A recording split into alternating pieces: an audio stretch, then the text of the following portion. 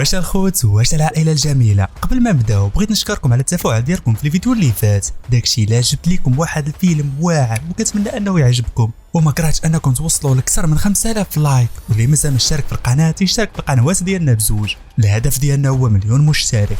وجدوا شي حاجه تاكلوها وربطوا السماطي والسهره ممتعه. كتبدا القصه مع واحد المجموعه ديال الشباب وهما جالسين قدام باب الدار ديال واحد صاحبتهم وسهرانين مع بعضياتهم. شويه غادي يبقاو كيهضروا على القصص ديال الرعب اللي كيبغيوها، وهنا واحد منهم غادي يحاول باش يخوف الصديقه ديالو ومباشره المشروب غادي يطيح من يديها. داكشي علاش قررت باش تدخل للدار وتجيب قرعه واحده اخرى وهو غادي يمشي من موراها باش يعاونها. في داك الوقيته غادي يشوف شي حوايج غريبه، وانا غادي تقول له بلي الاب ديال صاحبتها كيبغي يجمع التحف القديمه. شويه غادي يشوف واحد الصندوق ديال الزاج مكتوب فيه واحد الكلمه سميتها لابادورا وفيها واحد الخنجر قديم، وانا طلبت منه باش يجيب قرعه من التحت حيت القراعي القدام كيكونوا احسن. داكشي علاش غادي ينزل لاكاب وغادي يكون حتى هو عامر بالتحف الاثريه. وملي غادي ينزل باش يجيب قرعه من التحت غادي يتخلع ملي غادي يسمع واحد الصوت غريب، وهكا القرعه غادي تطيح ليه وغادي يبقى كيغوت على الصديقه ديالو حيت الصحاب ليه بلي كتخلعو. ولكن على غفله غادي يبان واحد السفاح من موراه وغادي يصفيها ليه بواحد الطريقه كتخلع. في الجهه الاخرى الصديقه ديالو غادي تكون في الحمام. شويه غادي تسمع شي واحد كيدق عليها الباب. في الاول كان تيصحاب ليها بلي الصديق ديالها هو اللي كيدق وهي تقول له اشنو باغي ما غاديش نخرج دابا، وهو غادي يبقى كيدق بشكل كيخلع. وعلى غفله السفاح غادي يفتح عليها الباب وغادي يبقى كيضربها بالباب ديال الطواليط حتى صفاها ليها. في نفس اللحظه جوج ديال الاصدقاء الاخرين غادي يكونوا حتى الملعب ديال التنس. شويه البيل غادي يشعل والسفاح غادي يهجم على الصديق ديالها وغادي يصفيها ليه بالمضرب ديال التنس. وانا البنت مولات الدار غادي تمشي كتجري ودخلت للدار باش تخبى، ولكن السفاح غادي يبقى تابعها وكان غادي يصفيها ليها بواحد السهم، ولكن غادي تفلت في اخر لحظه وغادي يطلع البلاكار وغادي تخبى وسدات عليها الباب. وهنا السفاح غادي يدخل داك الغرفه وما كان عندها حتى شي مخرج، ومعها غادي يفتح البلاكار غادي يلقى غير يده والبرد. اما البنت غادي تكون خرجت من واحد الباب واحد اخر ديال البلاكار باش تهرب. شويه غادي تسمع الصوت ديال الطوموبيل ديال الاب ديالها وغادي تمشي كطير عنده باش تحضروا، ولكن في اخر لحظه غادي يطلقها السفاح وغادي يصفيها ليها بنفس الطريقه. ومن بعد غادي يمشي باش يسرق داك الخنجر. ولا غد ليه غادي نتعرفوا على واحد البنت سميتها إيلي. فاقت وهي فرحانه وكتوجد راسها باش تمشي للمدرسه، وقبل ما تنزل غادي تفطر مع الاخت ديالها تشارين والام ديالها، وغادي نعرفوا بلي الاخت ديالها ضابطه شرطه. داكشي علاش غادي تسولها وقالت لها لا غد ليه مع من غادي تمشي للحفله، وهي تقول لها انا اصلا كاع ما غاده بلا ما تبقاي حاضياني. وانا الام ديالها قالت لها بلي هي وميلي غادي يسهروا في عاود داك الحفله وغادي يبقاو غير في الدار. وغادي نعرفوا بلي ميلي الشخصيه ديالها ضعيفه والام ديالها هي اللي كتحكم فيها في كاع القرارات، العكس ديال الاخت ديالها.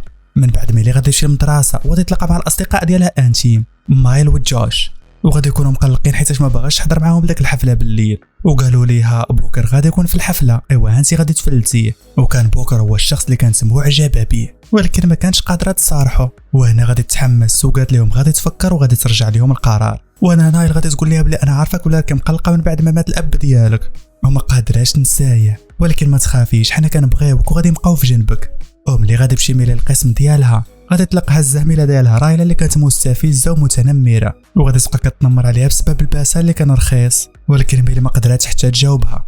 داكشي علاش غادي تعطل على الورشه ديال النجاره، وغادي يكون الاستاذ مقلق حيت هذه ماشي اول مره كتجي معطله. وانا بوكر غادي ينصحها وقال لها عرفتي شنو غادي ديري، زيدي 5 دقائق في المكانه ديالك، وهادشي باش واخا تعطلي تجي في الوقت نيشان. وانا الاستاذ غادي يطلب منها باش تقدم المشروع ديالها، ولكن غادي تصدموا وغادي تقول بلي مازال ما وجداتوش وبلي الاسبوع الجاي غادي تجيبو معاها. وانا غادي يزيد يتقلق وغادي يبقى كيسخر منها قدام الاصدقاء ديالها. فهاد اللحظه كلشي غادي يجي واحد الميساج وغادي يحضروهم بمناسبه القتل ديال الصديق ديالهم البارح، وهادشي حيت القاتل مازال ما شدوش البوليس. فهاد الوقيته غادي نعرفوا بلي الشباب اللي صفا لهم داك السفاح كانوا الاصدقاء ديال ميلي في نفس المدرسه. وبالليل ميلي غادي تشارك في واحد المباراه ديال الفريق ديال المدرسه، ولكن غادي تلبس اللبس ديال الدب المشجع، وكانت كدير هاد الانشطه باش تاخذ المنحه ديال الجامعه اللي باغا تقرا فيها. وملي سالات غادي نتابع بلي الام ديالها مازال ما جاتش باش تديها. داكشي علاش الاصدقاء ديالها عرضوا عليها باش يوصلوها في الطريق، ولكن هي غادي تقول لهم بلاتي شويه وغادي نجي عندكم، وغادي يودعوا بعضياتهم بالطريقه ديالهم المعتاده. وملي الام تعطلات عليها غادي تتصل بها ميلي في التليفون، ولكن غادي تكون شاخره وميته بالنعاس. شويه التليفون ديالها قرب يطفى، وعلى خفلات شارلين غادي تتصل بها وقالت لها بلي الام ديالها ما غاديش تجي، ويلا غادي تقول لها تجي من موراها حتى غادي تطفى التليفون. وغادي تبقى جالسه كتسنى الاخت ديالها باش توصلها، والطريق كلها غادي تولي خاويه.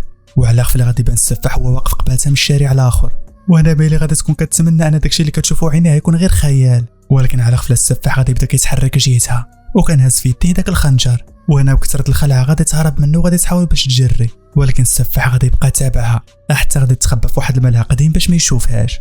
وملي غادي يلقاها غبرات غادي يقرر باش يمشي بحاله. من بعد شويه ميلي غادي تخرج، ولكن غادي تصدم ملي غادي تلقاه نقز قبعات وجهها. وانا غادي يهجم عليها وغادي يطيحها في الارض باش يصفيها ليها، ولكن على غفله الراس ديال الخنجر غادي يشعل الضوء والقمره كلها غادي تغبر. وملي غادي يضربها في صدرها هو اللي غادي يتالم وغادي يبقى كينزف بالدم. فهاد اللحظه غادي توصل الاخت ديالها تشارلين، ومعها غادي تضرب بالقرطاس غادي يهرب بالزربه، وهكا قدرت تعتق الاخت ديالها من داك السفاح. وملي غادي يهرب غادي يسمح في داك الخنجر من موراه. من بعد غادي يمشيو لقسم الشرطه، وغادي تكون الام خايفه على بنتها بسبب داكشي اللي وقع. اما البوليس غادي ياخذوا داك الخنجر وغادي يديروه في غرفه الادله. وملي رجعت ميلي للدار دخلت لبيتها باش تنعس، وانا غادي تبقى كتحلم كوابيس على داكشي اللي وقع ليها بالليل، وبقات كتسمع شي اصوات غريبه بالاسم ديال بانادولا واللي كان هو داك الخنجر الاثري. ايوا لا غد لي ميلي غادي تفيق من النعاس وهي مستغربه وكتقول مع راسها فين انا ناعسه. شويه غادي تدخل الام ديالها باش تطمن عليها وغادي تسولها على كتافها واش مازال مقصح، ولكن ميلي ما غاديش تجاوبها. وانا الام ديالها غادي تحس بشي حاجه ماشي هي هذيك. اما ميلي غادي تكون حايره خصوصا ملي غادي تشوف الشكل ديالها في المرايه. في نفس اللحظه السفاح غادي يفيق في واحد البلاصه مهجوره وغادي يبقى مستغرب وخايف من داك البلاصه اللي عايش فيها، ومعها غادي يشوف راسو في المرايه غادي يتصدم وغادي يغوت. وانا غادي نكتشفوا بلي السفاح وميلي تبادلوا بالاجسام ديالهم، ودابا ميلي ولات في الشكل ديال السفاح، اما السفاح ولا عايش في الجسم ديال ميلي. ايوا ميلي غادي تنزل باش تفطر مع الام ديالها، وغادي تبقى كتشوف في الموس اللي كانت هزه الام ديالها بواحد الشكل كيخلع، وغير شافت الماكله غادي تهجم عليها بحال اللي ما كلاتش 300 عام. ومن بعد غادي تمشي وغادي تاخذ داك الجنوي. شويه تشارلين غادي يجي باش تطمن عليها، ولكن ميلي ما كانتش كتهضر معاه، وكانت باغا تطلع الاخت ديالها قبل ما تجي الام ديالها في اخر لحظه وخدات ليها الموس وقالت ليها عندك طيحي على يديك، هذا راه ماشي وقت اللعب، سيري بسي حوايجك باش ما تعطليش على المدرسه. في الجهه الاخرى الاخبار غادي يبقاو كيهضروا على السفاح باش يحضروا منه الناس، وهو كان غادي في المدينه وما داياش في البشر وكيحاول باش يتفادى الناس باش ما يشوفوش. شويه وحده غادي تتعرف عليه وبقات كتغوت، وهو معها غادي يشوفها غادي يغوت وغادي يهرب. اما ميلي غادي تكون كتختار اللباس اللي غادي تخرج بيه، ولكن ما عجباتها حتى شي حاجه. داكشي علاش غادي تمشي للغرفه ديال الاخت ديالها باش تاخذ شي حوايج كيشبهوا الحوايج ديال الرجال. من بعد غادي تمشي للمدرسه، ولكن الشخصيه ديال ميلي غادي تكون تبدلات 180 درجه، وهادشي من بعد ما ولا السفاح عايش في الجسم ديالها.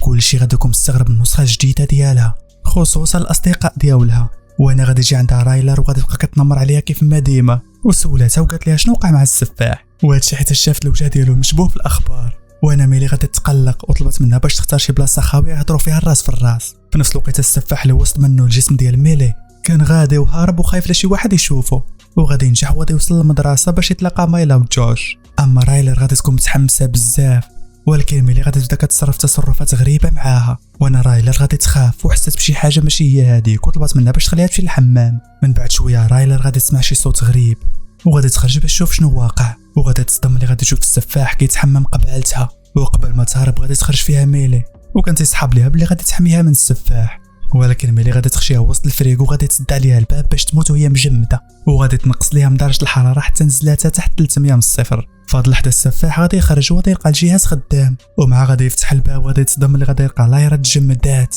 وملي خرجت ميلي غادي يعيط عليها الاستاذ وطلب منها باش تحضر الحصه ديالو. اما بوكر غادي يحاول باش يطمن عليها، ولكن هي ما غاديش تجاوب. وانا الاستاذ غادي يكون مقلق عليها حيت ديما كتعطل، وغادي يحاول باش يحشمها قدام الطلبه.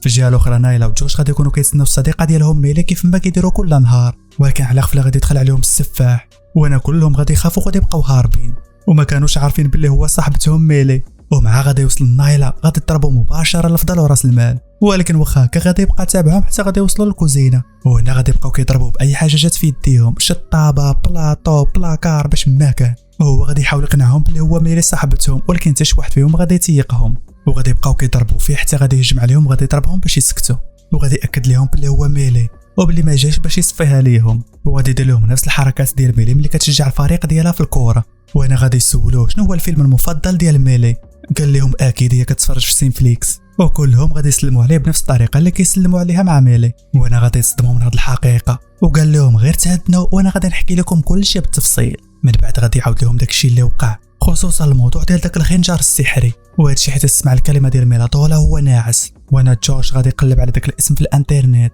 وغادي يقدر يوصل للتصويره ديالو، وغادي يقول ليه بلي هذا خنجر اثري، وكيتستخدم في الطقوس ديال التضحيه، وكانت مكتوبه فيه شي نقوش باللغه الاسبانيه. من بعد غادي يمشيو عند الاستاذه ديال اللغه الاسبانيه باش تشرح لهم شنو مكتوب، وقال لهم باللي مكتوب في هذا الموس الا فشلت التضحيه بهذا الخنجر الارواح ديال داك الشخصين كيتبدلوا للابد، كل واحد فيهم كيمشي للجسم ديال الاخر، وباللي عندهم غير 24 ساعه الا بغاو يتبدلوا.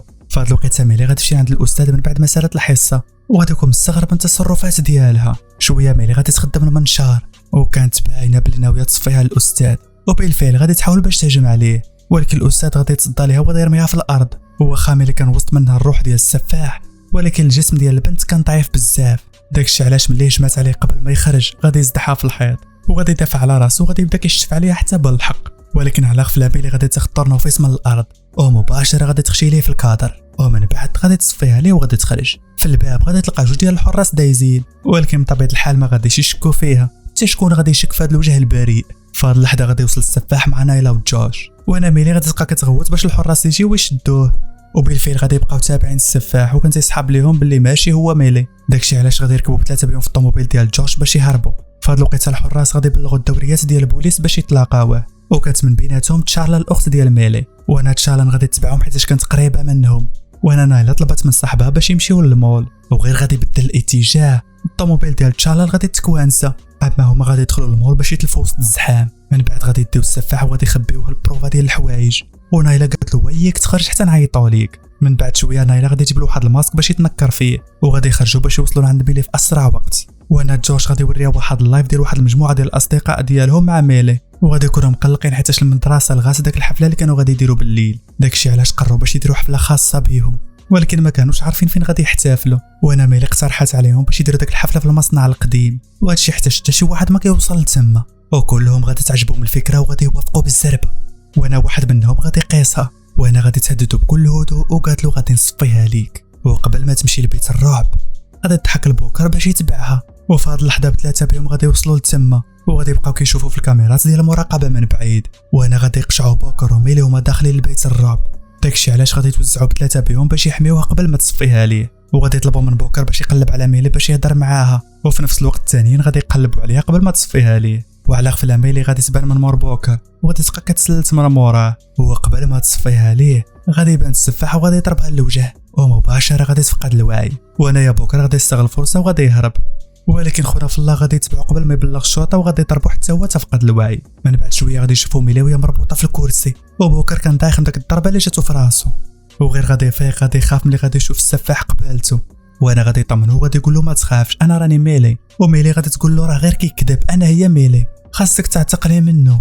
وهو غادي يحاولوا باش يقنعوا، وكيقول له كيفاش الاجسام ديالهم تبدلات، وهادشي كله بسبب داك الخنجر الاثري. ولكن بوكر ما غاديش يقتنع بهضرته وما تيقوش، وغادي يتيق بلي هي مخطوفه، وغادي يحاول باش يتصرف ويفكها. ولكن على غفله السفاح غادي يبدا كيعاود داك الشعر ديال بوكر، وانا بوكر غادي يكون مستغرب وتيقول مع راسو فايت اللي سمعت هاد الكلمات.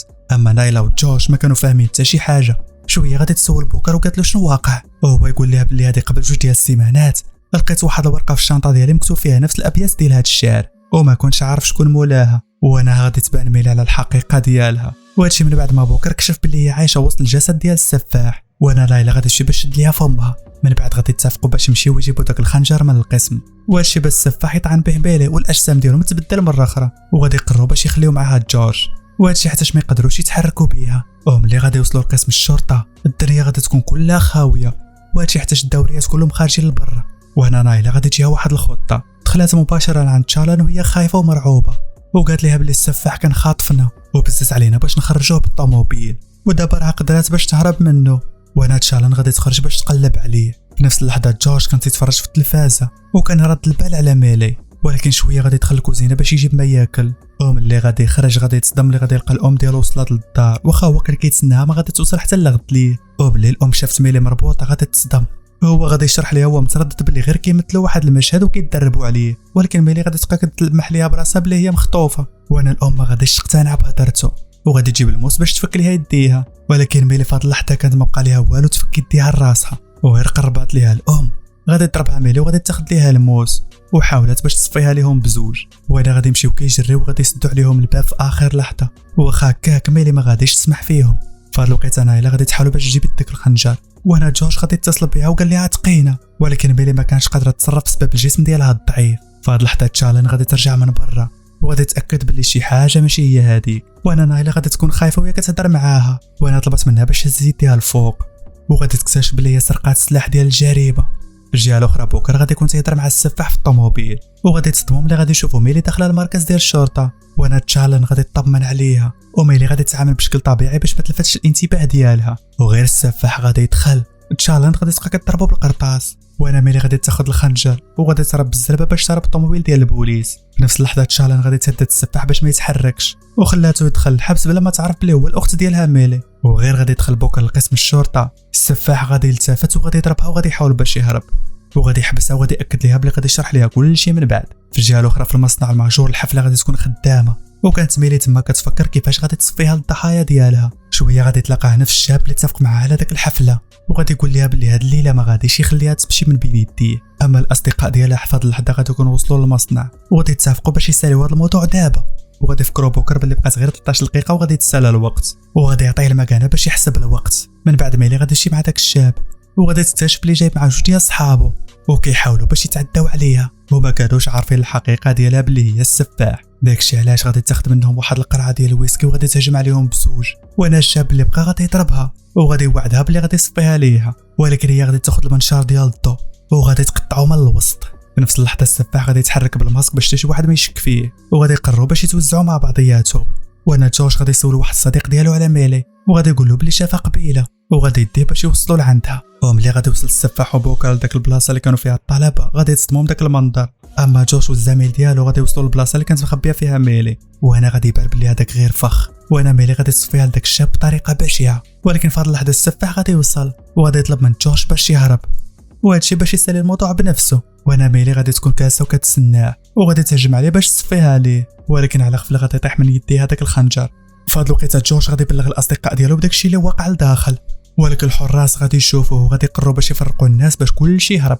وانا السفاح غادي ياخذ الخنجر ويلا غادي يضرب ميلي حتى غادي يدخل الحارس وغادي يضربو رجليه، وانا ميلي غادي تسرق الخنجر وغادي تهرب، اما السفاح غادي يضرب الحارس وغادي يبقى تابعها من اللور، ولكن ما كانش قادر يتبعها حيت كان مصاب في رجليه. وانا نايلا وجوش غادي يبقاو تابعينه حتى غادي يهجموا على ميلي وغادي يطيحوها في الارض، ومن بعد غادي يهزوا ليها داك الخنجر ومباشره غادي يعطيوه للسفاح باش يطعنها به، ولكن على غفله الوقت غادي يتسالى والمكانه غادي تصوني، وهادشي كيعني بلي النهار سالى.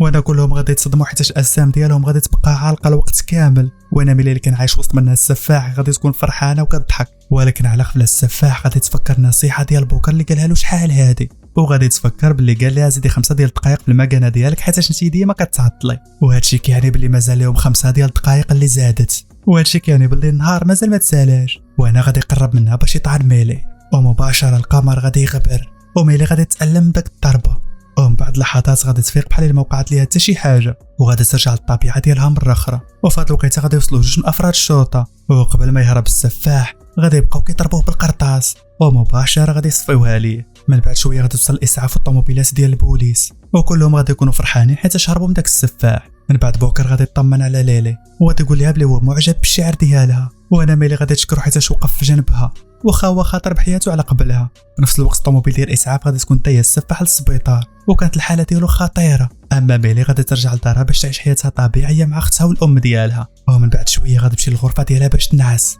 شويه غادي تسمع واحد الصوت غريب وغادي تبقى غاده جهه المصدر ديال الصوت باش تشوف شنو واقع، وانا غادي تكتشف بلي الباب ديال البالكو محلوله، وانا غادي يسحب ليها بلي تشالنج نسات ما سداتوش، داكشي علاش غادي تعيط عليها ولكن ما جاوباتهاش. شويه غادي تسمع واحد الصوت كيخلع وهاد المره كانت خايفه وبقات كتقلب في الدار كامله ولكن ما لقات والو، وعلى غفله غادي يبان السفاح من موراها وغادي يهددها بواحد الجنوي، وانا تشالنج غادي تدخل وكان في يديها واحد المسدس، ولكن غادي تصدم ملي لقاتو خاوي حيت خواه كاع من القرطاس، ويلا غادي يصفيها الميلي حتى غادي تبان الام ديالها وغادي يضربو بقرعه على الراس. وانا تشالنج غادي تحاول تعمر السلاح بالقرطاس ولكن السفاح غادي يضرب الام ديالها وملي قربات له تشالنج غادي يخشيها في التلفازه، وانا ميلي غادي تشد الموس باش تصفيها ليه ولكن ما قدراتش عليه، والسفاح غادي يقول لها بلي انا كنت عايش في الجسم ديالك وعارفك قداش انت ضعيفه وما عندك لا شخصيه ولا حتى شي حاجه، ومن بعد غادي يرميها في الارض وهي تقول بلي حتى انا كنت عايشه في الجسم ديالك وعارفه شنو هي نقطه الضعف اللي عندك، وانا مباشره غادي تضربوا للوسط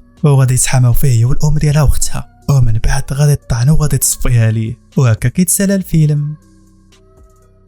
ودابا جا الوقت ديال التعاليق. هادو من افضل التعاليق اللي قريت. شكرا بزاف على الدعم ديالكم، وكنبغي نفكركم باللي كنقرا التعاليق ديالكم كامله وكندخل نجاوب الرسائل ديالكم في الانستغرام. وما تنساوش تكتبوا لي في التعاليق المسلسلات اللي باغيين، ودخلوا عندي الانستغرام. ما كرهناش نوصلوا 30,000 وحتى لهنا كتسرى القصه ديالنا. كانت هذه نهايه القصه. كان معكم خوكم سيمفليكس. تهلاو.